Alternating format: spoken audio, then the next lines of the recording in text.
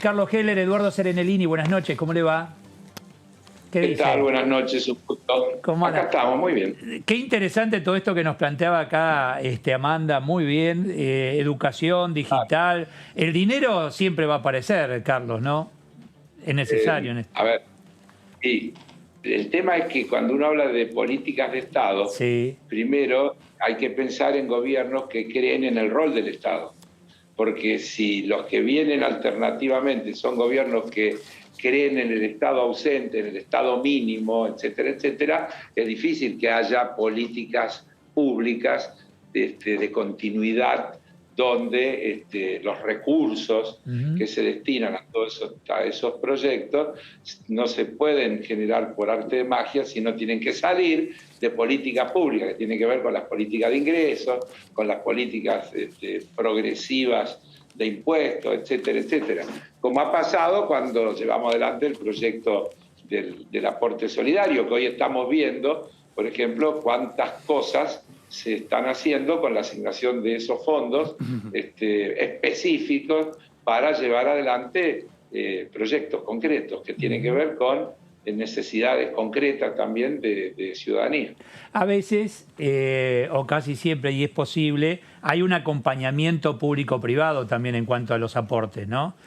Por este tipo de proyectos que hablábamos recién. No estoy hablando de estatizar, estoy hablando del rol del Estado. Sí, sí, claro. Insisto, la concepción del Estado mínimo no es un invento mío. Más, en estos momentos se está debatiendo a escala global, incluso impacta cuando aparece un presidente de Estados Unidos que revierte un paradigma de los últimos 40 y pico de años del mundo, cuando Reagan asume y dice: el gobierno no es la solución, el gobierno es el problema, que se parece mucho a lo que la dictadura militar utiliza como eslogan en la Argentina: achicar el Estado es agrandar la nación. Y el otro día, cuando habló por primera vez ante la Asamblea Legislativa, el presidente de Estados Unidos, creo que con premeditación, dice: el gobierno no es el problema, el gobierno es la solución. Es decir, claramente, y dice una segunda cosa: la grandeza de los Estados Unidos no la hizo Wall Street, lo hicieron las clases medias y los sindicatos. Es decir, plantear un tema muy profundo que tiene que ver con que la riqueza se genera agregándole valor a las cosas y no especulando financieramente. Creo que, lo digo porque yo creo que estamos en un debate global en el que estamos de alguna manera viviendo el final de esa época, la época que inauguraron Reagan y Thatcher en el mundo, y que me parece que está hoy con los debates, por ejemplo, el debate para establecer un impuesto global a las corporaciones, que, como dijo bien el ministro Guzmán, es un gran avance y al mismo tiempo una preocupación porque 15% es muy poco. En realidad debería ser una cifra considerablemente mayor, pero no se puede dejar de desconocer que es un gran paso a escala universal que se decida que estas corporaciones, que se ha comprobado que prácticamente no tributan o que facturan desde los estados que tienen los índices más bajos de tributación, porque como lo que venden es inmaterial, lo pueden hacer desde cualquier lado, y de esta manera tienen ganancias cada vez más grandes y ninguna contribución desde el punto de vista fiscal. Y esas son las cosas que hay que revertir acá y en el mundo entero para que se pueda construir una sociedad más justa, una sociedad más inclusiva y más solidaria. Diputado, ¿cómo está? Amanda Alma lo saluda. En ese sentido, ¿Cómo le va? Muy bien, muy bien. Un gusto hablar con usted. Y en ese sentido, el presidente de la Cámara, Sergio Massa, se encuentra en Estados Unidos en este momento y parte de su agenda tiene que ver con encontrarse con diputados del bloque demócrata para también analizar. Muchos de ellos han apoyado la resolución para que no se le cobre a la Argentina los derechos de giro justamente del Fondo Monetario Internacional. ¿Cómo ves esa idea de negociar, de encontrarse, discutir parlamentos o parlamentarios de distintos hemisferios sobre esta realidad que afecta en particular a Argentina y todo el mundo? Yo integré una misión parlamentaria que hicimos en el último año, creo, del gobierno de Cristina, fue Lustó, fue Sturzenegger, entre otros, fuimos a plantear el tema de los fondos buitres y a plantear que el Parlamento jugara un rol en tratar de lograr paralizar la acción de Griesa. Bueno, no fue muy bien porque no tuvimos éxito. Pero ¿cómo no voy a creer en el diálogo? Me parece interesantísima la posibilidad de tener diálogo. Los parlamentarios argentinos tenemos grupos de amistad con parlamentarios del mundo entero. Y es una vieja práctica que tienen los parlamentarios argentinos y que yo creo que hay que incentivarla. En estos tiempos de pandemia todas estas cosas han quedado un tanto demoradas, un tanto de costado, pero me parece muy bien. Y me parece muy bien lo que está haciendo Massa, que es tratar de fortalecer conceptos alrededor de 2 o 3 cuestiones que son bastante concretas, ¿no? Que tienen que ver con, mire, la sobretasa que la Argentina le quieren cobrar por la paradoja de que nos prestaron más que lo que los estatutos del fondo permiten prestarle a la Argentina, a un país. Ustedes saben que el Fondo Monetario es un organismo multilateral cuyos accionistas son los estados nacionales, todos los estados nacionales del globo terráqueo. Esos estados nacionales, según el estatuto del fondo, tienen derecho a acceder a financiación en X veces su patrimonio. Con esa regla, el máximo del crédito que Argentina podía haber recibido del Fondo Monetario Internacional estaba, creo que en el orden de los 14.000 millones de dólares. Aprobaron un crédito de 57.000 del que llegaron a monetizar 45.000. Es decir, pasando por encima todas las normas. ¿Y sabe por qué? Porque no lo digo yo, lo han reconocido funcionarios de la administración Trump, porque Estados Unidos, que tiene un voto decisivo en el Fondo Monetario, porque decisiones que requieren unanimidad, o 85%, perdón, no unanimidad, de los votos positivos, y Estados Unidos tiene 16,5% de los votos por su participación patrimonial, con lo cual el voto de Estados Unidos es un pasa no pasa de cualquier resolución de esa naturaleza. Entonces, intentar negociar y asumir que la Argentina no pide nada más que no se la castigue con sobretasas que no tienen sentido y que se le den las facilidades para que los recursos se puedan destinar a la recuperación que la Argentina necesita y que esa recuperación será el camino para que con tiempos adecuados se puedan atender esas obligaciones, porque la Argentina no está planteando no pagar, sino está planteando pagar a un costo financiero razonable y en tiempos que sean compatibles con las políticas internas y las necesidades del país. El presidente Alberto Fernández lo ha dicho un montón de veces, el ministro de Economía lo ha dicho un montón de veces, no vamos a aceptar un acuerdo que implique un ajuste, que implique deteriorar las condiciones de vida de argentinas y argentinos. Así que cualquier negociación tiene ese piso que es desde el cual habrá que plantearse otras cosas. También está el tema de los derechos especiales de giro. Vamos a explicarle a los que nos escuchan. Los derechos especiales de giro son una facultad que tiene el Fondo Monetario de emitir su propia moneda, digamos.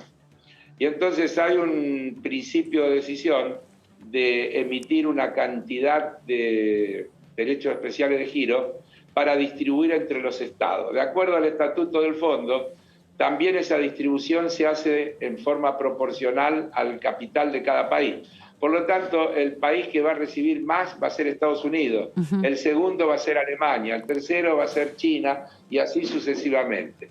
Lo que está planteando Argentina y otros países es que esa ecuación debe ser revertida y que esos fondos deben ser distribuidos en función de necesidades, porque ser procíclico y darle más al que tiene más parece tener poco sentido cuando se está hablando de tratar de resolver la que está atravesando el mundo en estos momentos. Diputado Heller, buenas noches. Claudio Mardones lo saluda. ¿Cómo le va? ¿Cómo anda? ¿Cómo le va? Buenas noches. Bien, muy bien. Buenas noches, diputado. Recién en el programa estuvimos abordando cómo viene el tratamiento del proyecto que crea la Comisión Bicameral de Seguimiento y Control de la Hidrovía. justamente en estos días se cumplió un mes de que fue aprobada por el Senado. Se lo quiero preguntar como uno de los principales referentes del bloque oficialista en la Cámara de Diputados. ¿Qué planes tienen con este proyecto de creación de la comisión bicameral? ¿Ya han definido los giros? ¿Qué agenda parlamentaria le van a dar para poder avanzar con este proyecto? Tiene giro a 2 comisiones, que es poderes y... ¿Cómo se llama? Poderes y reglamento, algo, poderes y peticiones, creo que es el nombre. Peticiones, poderes y reglamento. Peticiones, poderes y reglamento. Y presupuesto, y estamos conversando con la presidencia de la comisión para hacer una reunión conjunta, seguramente en los próximos días, la próxima semana, para darle tratamiento al proyecto que viene con media sanción del Senado. El jueves tienen en comisión, Heller, de presupuesto. Sí, señor. ¿Qué hora es? Señor. 15 horas, ¿no? ¿Las 15? Hemos convocado para las 15 horas a la reunión de presupuesto. Hay una cantidad de temas. Yo diría el principal tiene que ver con el tema de la reforma de la ley del llamado monotributo. El nombre es más complejo. Alivio fiscal para régimen simplificado de cotizaciones de impuesto integrado y cotizaciones previsionales del régimen simplificado. Bueno. Todo un largo nombre, pero se sintetiza bien llamándolo de monotributo. El proyecto que vamos a considerar surge de una iniciativa del presidente de la Nación, que llamó al presidente de la Cámara de Diputados y le pidió que trabajáramos en ese proyecto que lleva la firma del presidente de la Cámara de Diputados y del presidente del bloque de Frente de Todos. Tiene, yo diría, 4 ejes principales.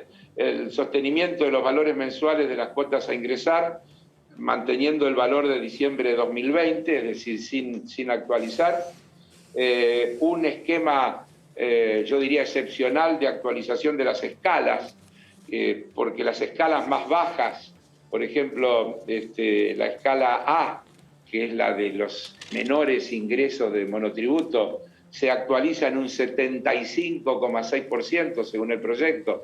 Es decir, que todo el mundo va a poder quedarse en esa escala. Más aún, es muy probable que algunos que están en escalas superiores puedan bajar de escala, porque si no ha crecido su ingreso de una manera considerable, esta actualización que estamos planteando podría generar que muchos puedan bajar de categoría. El incremento de estos topes se aplicaría a partir de julio. También habría un programa especial de alivio para los pequeños contribuyentes, consistentes en que aquellos contribuyentes que hasta junio de 2021 hayan superado la categoría mayor de su actividad y que por lo tanto deberían pasar al régimen general, puedan quedarse en el régimen si no superan los topes de las nuevas categorías propuestas, lo que expliqué en el punto anterior. Es decir, eso también es otro beneficio. Y un cuarto, por eso hablé de 4 cosas, tiene que ver con un régimen de regularización de deudas, con las deudas por todo concepto hasta junio de este año, es decir, hasta este mes, y en el cual el proyecto plantea condonar intereses, multas y todo otro tipo de sanciones, y dar planes de pago de hasta 60 cuotas con un interés del 1,5 mensual, la mitad de lo que hasta aquí se venía cobrando en los planes de facilidades que se daban para este rubro, con 2 únicas limitaciones que las quiero puntualizar para no acceder. Primero, que durante 2020 no hayan excedido en 1,5 veces los montos de la categoría K, la más alta, ingresos brutos anuales por 3.700.000 pesos. Y segundo, que el total de bienes en el país y en el exterior grabados y exentos, no alcanzados y exentos, sin considerar mínimos no imponibles, no superen al 31 de diciembre del 2020 el monto de 6,5 millones de pesos, sin considerar la casa habitación. Digo esto último porque ya escuché a algún diputado opositor decir cualquier casa vale eso, entonces va a quedar todo el mundo adentro. No, específicamente el proyecto dice 6,5 millones de pesos de bienes declarados, excepto la casa habitación que no se considera en ese cómputo. Esos son los ejes principales del proyecto que vamos a presentar el jueves, creo habérselos. Ya leer, condonar adecuado. deudas y otorgar planes de pago de 60 cuotas es una muy buena noticia y a seguir de Es una cerca muy buena lo que vaya a ocurrir. Gracias por su tiempo, Así es. diputado Heller, muy amable. No, gracias como siempre a ustedes por permitirme el contacto con los televidentes. Gracias, muy amable.